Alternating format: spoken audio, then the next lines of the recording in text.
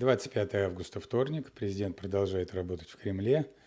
Сегодня день без публичных мероприятий, идут внутренние встречи.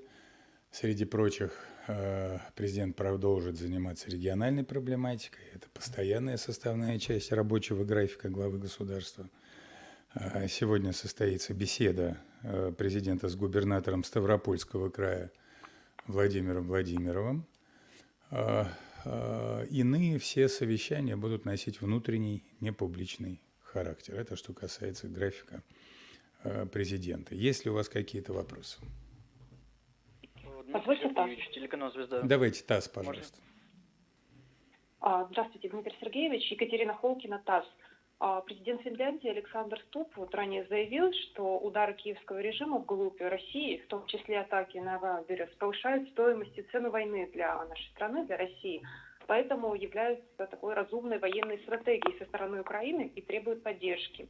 А вы вчера говорили, что удары по маркетплейсам лишний раз подчеркивают сущность киевского режима. А вот что слова поддержки в адрес таких действий говорят о европейцах, в частности о Суде, и как это будет влиять на позиции России? Спасибо. Вы знаете, господин Ступп действительно сделал такие заявления. Ну, кроме удивления это ничего не вызывает, ведь буквально несколькими неделями ранее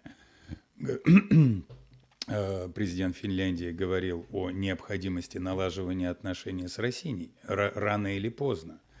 И он говорил о том, что скорее это надо делать рано, чем поздно. Но сейчас мы видим, что все-таки такие эскалирующие заявления возобладали. Господин Ступп также является ярким представителем партии войны вместе с премьер-министром Великобритании. Они отличились за последние несколько дней такими воинственными заявлениями. Они хотят, чтобы война продолжалась. Они обманывают своих избирателей, говоря о том, что возможно поражение России. Это очень большой обман. И они, по всей видимости, отказываются внимать реалиям, которые существуют на Земле. Еще, пожалуйста. Спасибо. А позвольте еще один вопрос? Российский Писательный союз можно? Давайте, пожалуйста. ИБЮ, давайте. Добрый день, спасибо. Олеся Байкова, Европейский вещательный союз. Сегодня в СМИ появилась информация, что во Внуково облил военно-транспортный самолет ВВС США. Мог бы Кремль как-то прокомментировать, может быть, раскрыть детали какого-то нового визита? Спасибо. Нет, я не располагаю такой информацией. Спасибо вам. Еще, пожалуйста. Бизнес-ФМ, можно вопрос? Кто, простите? Бизнес-ФМ. Давайте. Можем задать вопрос? Да, пожалуйста, Бизнес-ФМ. Спасибо. Спасибо. Вот в чем была необходимость принятия указа о временном управлении в случае необеспечения мер безопасности на предприятиях критической инфраструктуры? И есть ли случаи невыполнения собственниками своих обязанностей или меры по безопасности предприятий с участием бизнеса планируется усилить? Безусловно, планируется усилить. Мы с вами сталкиваемся с очевидной угрозой атак дронами в отношении объектов и критической инфраструктуры, и объектов, которые, ну, скажем так, имеют критическое значение для обеспечения экономики, социальной сферы нашей страны. И зачастую собственники предприятия не уделяют должного внимания принятию мер по обеспечению безопасности, антидроновой безопасности. Учитывая ту линию, которую проводят страны Запада, мы с вами вот только что говорили о заявлениях Ступпа, о заявлениях британских премьеров один за другим. Собственно, это заявление, которое говорит о том, что вот такая воинственная линия, агрессивная линия по отношению к нашей стране продолжается. Соответственно, мы должны принимать меры, мы должны обеспечивать собственную безопасность.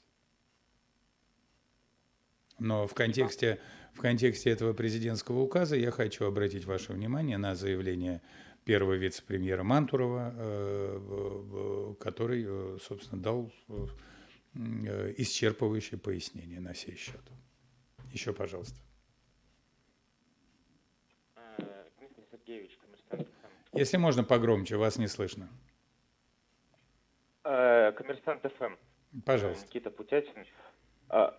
Сегодня Сергей Лавров встречается с пресс-секретарем Святого Престола Полом Галлахером. Будут ли поднимать на этой встрече украинский вопрос, как вы думаете? И привез ли представитель Ватикана какое-то послание от стран Запада? Я не сомневаюсь, что украинский вопрос будет подниматься, но что касается деталей, я рекомендую вам обратиться к моей коллеге Маше Захаровой. Речь идет о Министерстве иностранных дел. Еще, пожалуйста. Спасибо. Звезда Ньюс, можно? Я не слышу вас, говорите громче. Звезда Ньюс, можно? Давайте. Да, спасибо большое. Скажите, пожалуйста, вот видели информацию о том, что вы хотели бы попросить вас оценить заявление сопредседателя коалиции желающих о подготовке к размещению иностранного контингента на Украине вот после завершения конфликта. То есть, почему все-таки заявления опять делаются и как их можно оценивать? Спасибо. Это очень важный вопрос и очень важная тема. Не первый раз говорится о намерении разместить воинские контингенты стран, которые являются членами Североатлантического альянса на территории Украины. Делается оговорка после завершения конфликта, но, собственно, мы неоднократно повторяли нашу позицию на самых различных уровнях о том, что размещение иностранных воинских контингентов стран Североатлантического альянса является для нас неприемлемым. Спасибо. Пожалуйста, еще.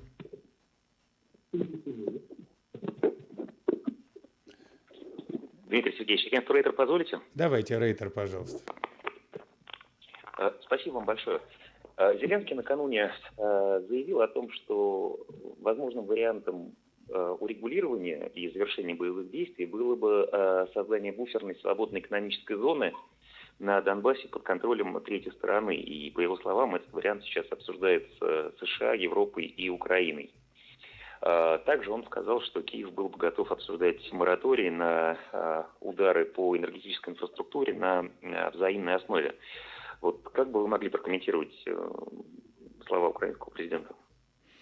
Ну, мы, естественно, различные детали, которые могут фигурировать в различных предложениях о различных модальностях мирного процесса, обсуждать публично не принято. Поэтому я не хотел бы этого делать. Единственное, что в этом контексте я бы все-таки сказал, что Донбасс является территорией Российской Федерации. Это субъекты Российской Федерации. Вот это единственное замечание, которое я сразу хотел бы сделать. Еще, пожалуйста. И я прошу прощения, и вряд ли какая-то третья сторона может заниматься управлением регионов Российской Федерации. Еще, пожалуйста. BBC News. Да, давайте. Спасибо. Стив Розенберг, BBC. Не ожидается ли, не планируется ли на этой неделе в Москве, в Кремле, встреча с представителем администрации США? Нет, таких планов нет. Спасибо. Еще? Росбалтер, разрешите, Дмитрий Сергеевич? Давайте, пожалуйста. Здравствуйте, спасибо. Медведев заявил, что Россия рассчитывает на победу в специальной военной операции в видимой перспективе. Ранее об этом говорил и президент. Могли бы вы пояснить, что имеется в виду? Ставятся ли какие-то сроки? И какой в Кремле видят эту победу на поле боя или на дипломатическом поле? Спасибо. Могу вас заверить, мы не только рассчитываем, мы уверены в том, что эта победа будет. А какими средствами, это будет зависеть от текущей ситуации. Россия продолжает оставаться открытой для мирных способов урегулирования, но в условиях отсутствия таких способов мы продолжаем специальную военную операцию. Еще, пожалуйста. Спасибо. Давайте заключительный вопрос, если он есть. Дмитрий Сергеевич, простите, пожалуйста, а Рейтер можно еще один? Давайте. Рейтер или... Рейтер, пожалуйста. Спасибо вам большое. Возвращаясь к указу о временном управлении стратегическими предприятиями, не знаете ли вы, есть ли уже претенденты на эту меру?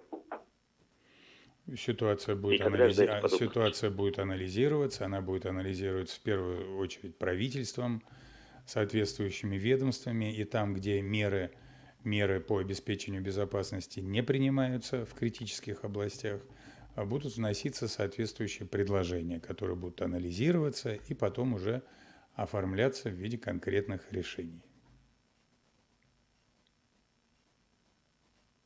Спасибо вам большое. Спасибо вам.